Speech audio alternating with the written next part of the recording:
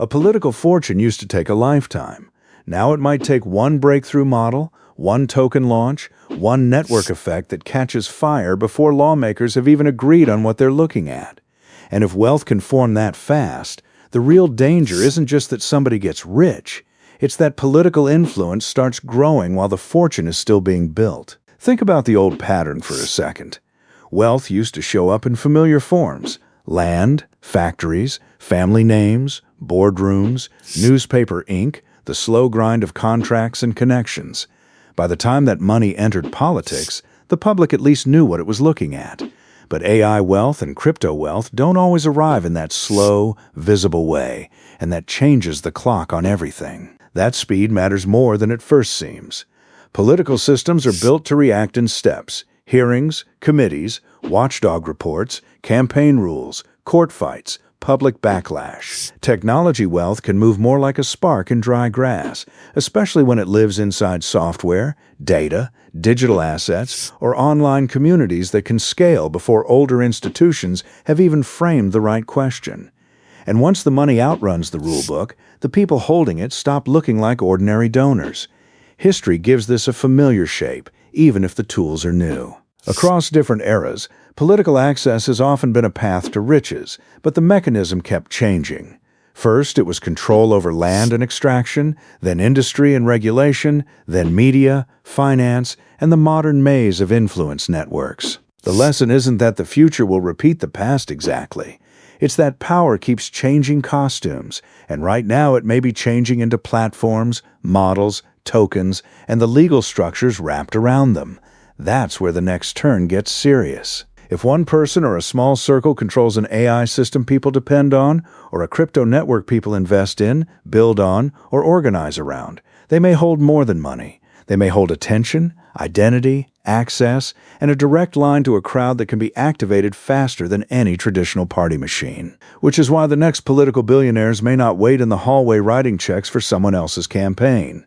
They could become power centers in their own right.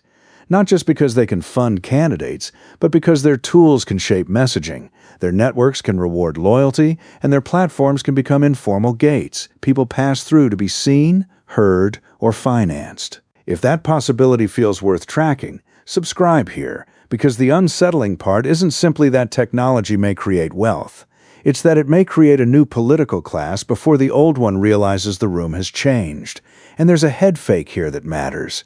Most people hear political wealth and imagine obvious corruption, smoke-filled rooms, envelopes, direct favors. The future version may look cleaner on the surface and harder to grasp. A founder talking about innovation, a token community talking about freedom, a digital infrastructure provider offering efficiency, all while influence builds through code, standards, access rules, and private networks that never look like a king's crown or an oil baron's mansion. That's why old gatekeepers may struggle. Parties, legacy institutions, and even established donors were built for a world where legitimacy flowed through familiar channels. But if wealth forms in decentralized communities, algorithmic systems, or digital assets moving across borders and screens, then the old filters may weaken before they can adapt. The candidate, the financier, the platform owner, and the information broker can start to blur into the same figure. And once that happens, politics doesn't just receive new money. It starts depending on whoever controls the new pipes. And whoever controls the pipes can set terms. They can decide who gets amplified, who gets funded, who gets access, and which causes suddenly find an army behind them. That doesn't mean AI and crypto will automatically produce the next political billionaires, and it certainly doesn't mean every new fortune ends in public office. But it does mean the boundary between wealth creation and power accumulation may get thinner, faster, and less visible than it was in the age of factories or television. So the real question isn't whether a rich person will try to influence politics. That story is ancient. The real question is what happens when the same systems that generate wealth also organize followers, shape narratives, and build dependence at the same time, because that's the point where a donor can become a kingmaker, and a kingmaker can start looking a lot like a candidate. If you've ever felt the ground shifting under public life without being able to name why, hit like, because in the next decade, the fight may not be over who has the best message, but over who owns the networks that decide which messages get to live. And that's where the pressure really starts, because once wealth, technology, infrastructure, and influence lock together, they don't just add up, they multiply. A fortune built around an AI service or a crypto network might begin as a business story. But if that same system also gathers user behavior, controls distribution, rewards loyal communities, and funds its own media ecosystem, then every new dollar can make the political machine stronger while the machine is still making the dollars. Picture the chain in motion. First comes capital, then data, then a platform people rely on, then a network of builders, creators, promoters, and consultants whose livelihoods start to depend on that system staying powerful. After that comes the most valuable piece of all, narrative control. When a political debate begins, the people inside that network don't need some backroom order. They already know what threatens the system that pays them, and that's when influence starts moving across campaigns, policy fights, and public opinion almost by instinct. That's exactly when the state begins to notice. That notice won't arrive as one dramatic knock at the door. It'll show up as hearings, draft rules, investigations, party panic, sudden speeches about transparency, and very public concern over who's really steering the country. If new fortunes built through AI and crypto start to look powerful enough to finance candidates, shape online attention, and build parallel loyalty networks outside older institutions, governments and parties won't see that as neutral innovation. They'll see a rival center of authority, and rivals are rarely tolerated for long. But the head fake here is that backlash can make these networks even stronger, not weaker. Regulation often sounds like a brake, but in practice it can become a sorting machine.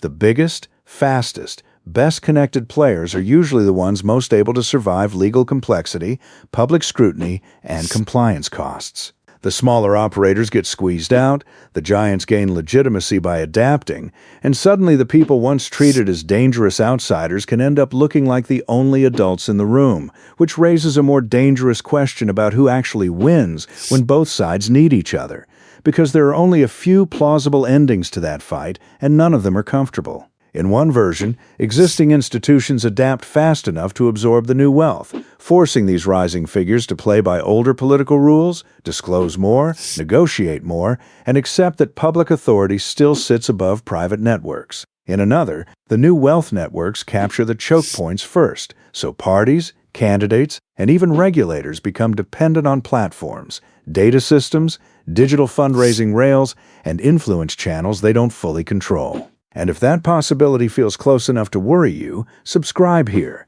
because the real story of the next decade may be less about elections alone than about who owns the machinery wrapped around them.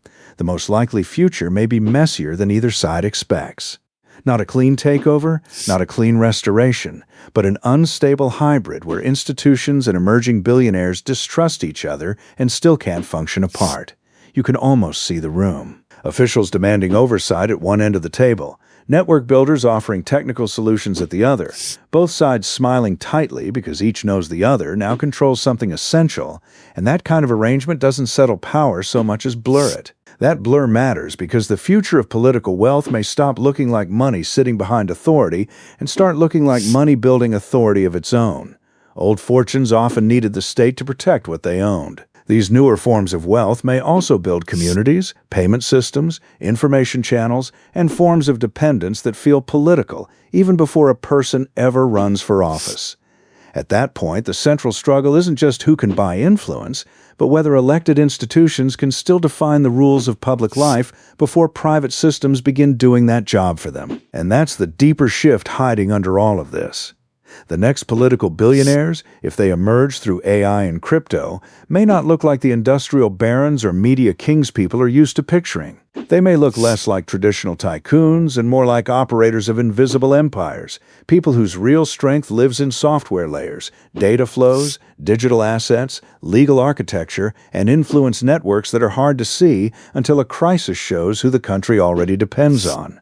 That's why the public may realize what's at stake late, after the scaffolding is already in place. So the real future of political wealth isn't just a story about who gets rich. It's a fight over who gets to act like a governing force when no one officially gave them the title. And if that's the question that defines the next era, then the warning is simple. The next political billionaires may already be taking shape in systems that still look, from a distance, like ordinary technology markets. If you want, tell me which force matters more in the next decade: technology creating new wealth, or politics deciding who gets to keep and use it, because that argument may decide what power even means by the time the public finally sees it clearly.